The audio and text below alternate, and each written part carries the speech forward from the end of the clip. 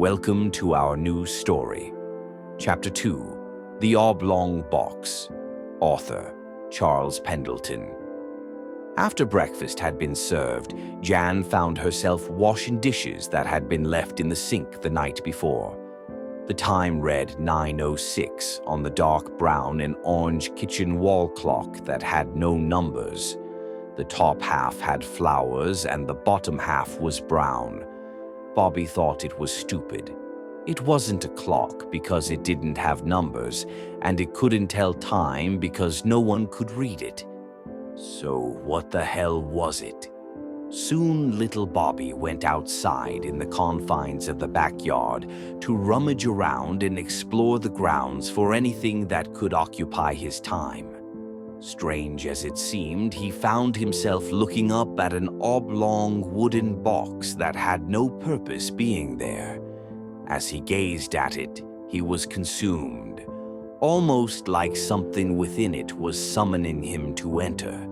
Bobby didn't remember seeing the box when they had moved in a few days ago, but now there was just something eerie about it standing there. In a circle, he walked around it, examining every aspect. Moving up to it in a slow and careful manner, he grasped the maple wood handle on the front of the box.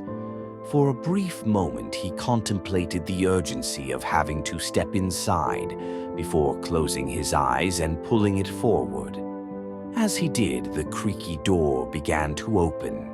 It was just a box with an antiquated leather seat, which, to little Bobby, had never been sat in. As he stepped inside, the wooden door remained open. It was when he sat down in that soft, spongy leather seat that the door closed on its own. Without even realizing it, Bobby kicked the door open with his left foot and exited the box. "Nice try," he exclaimed, attempting to catch his breath as the door closed behind him. The door then opened again on its own. "Hey, what do you want?" Inch by inch it continued until it was completely open. "If you do that again, I'll tell my dad." As Bobby stared at the wooden box, he had a very uneasy feeling in the pit of his stomach, the kind of feeling that leaves you powerless. Somehow, some way, something was watching him. That oblong box. Stepping inside, he looked around. It was an unassuming wooden box that was wider than a phone booth and taller than a coffin. But why on earth was there a seat facing the wall? It didn't make sense. Above the seat, the following words were inscribed: "Lock the door. Sit down. Explore." Bobby knew that if he sat back down, the door was going to close, and he wasn't sure if he would be able to kick it open again if it did. Carefully, he sat and braced himself for the inevitable, but nothing happened. "I'm ready," he said, and the door slammed closed. Bobby's heart started to pound because he knew something was wrong. He wasn't sure what would happen next, but he did know that the odd-looking box was not going to take to the sky like a rocket ship.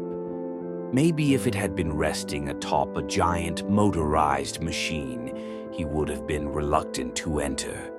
With a sliver of external light shining through, Bobby decided to follow the instructions as indicated above.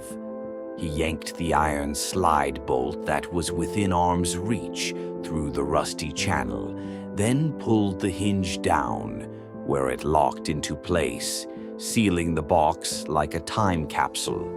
This caused the external light to be extinguished and the vintage light bulb inside the hideaway to flicker.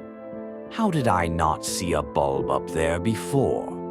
He stood up to examine the remains of an old, withered pull string dangling from where the antiquated light was shining. "That is so cool," Bobby thought, staring at the fancy glass point at the end of the turn-of-the-century light bulb. Looking about, he noticed the wood was much darker and richer in texture than it had appeared moments earlier. It was smooth to the touch and smelled like fresh cedar. Bobby noticed words being branded into the wood and a mild aroma of smoke emanating up toward the fragile light. This led him to believe that an ancient church was burning, only it wasn't burning now. It was burning 1,200 years ago, an undefinable smell of incense intermingled with an earthy aroma of archaic wood.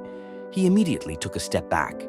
Hoc perfugium non est sine lege nec sine judicio, quodcumque in his parietibus agis, imago est animae tuae aeternae. Unfortunately, he had no way of translating Latin to English, so the phrase had no meaning at all.